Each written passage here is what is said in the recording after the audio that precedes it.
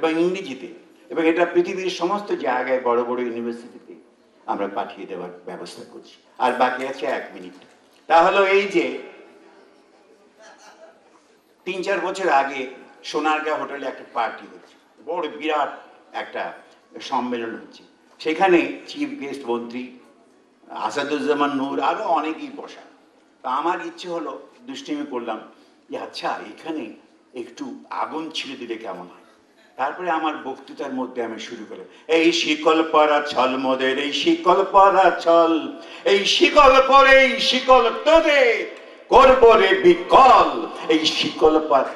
আসাদুজ্জামান নূর আমার দিকে তাকে, সে তো অভিনেতা, আমিও তো অভিনেতা, নজরুল অভিনেতা, আব্বাসুদ্দিন অভিনেতা।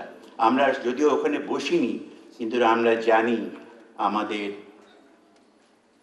মানুষের যে মনন কোন দিকে যাচ্ছে।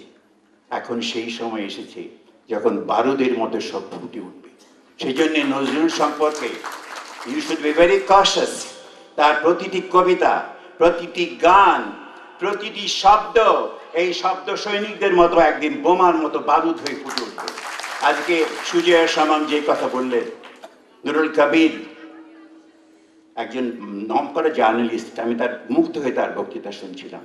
এবং তারপরে মালা, এরা সবার বক্তৃতা আমি খুব মন দিয়ে শুনেছি, এবং আমি শ্রোতা হিসেবে খুব ভালো এইটুকু বলে। এবং আছে নজরুল জন্মদিনে, তার 115তম জন্মদিন। আমরা যখন তার 150তম হবে তখন অনেকেই হয়তো সেখানে থাকবো না। যখন 800তম হবে, যেমন জালালউদ্দিন রুমির হয়েছিল 800তম জন্মদিন, আমি সেখানে উপস্থিত ছিলাম। ইরানে গিয়েছিলাম, তুরস্কে গিয়েছিলাম, কোনিয়া গিয়েছিলাম।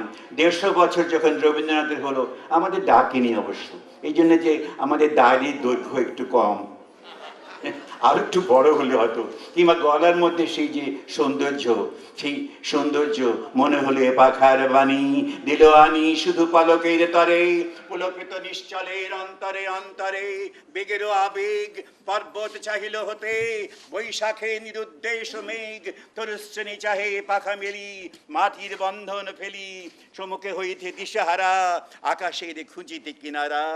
এ সন্ধ্যার স্বপ্ন টুটে বেদনার ঢেউ উঠি জাগি, সুদূরের লাগি হে পাখা বিবাগি, বাজিল ব্যাকুল বাণী নিখিলের পাখার গানে, হেথা নয় অন্য কোথা, অন্য কোথা, অন্য কোনো খানি।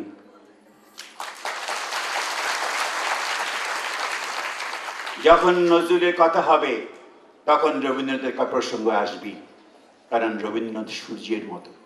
এবং আমি আমার বইতে যেটা বলেছি, আমি বলেছি একই গগনে ছিল 2 সূর্য। যখন এক সূর্য উঠল তখন আরেক সূর্যের দিকে, তখন ওই যে কবিতাটা, ওই আয় চলে আয় রে ধূমকেতু, আঁধেরে বাদ অগ্নিসেতু, সে অনেক কথা। আজকে এইটুকু বলে সবাইকে আমার ভালোবাসা শ্রদ্ধা জানিয়ে বিদায় দিচ্ছি। আসসালামু আলাইকুম।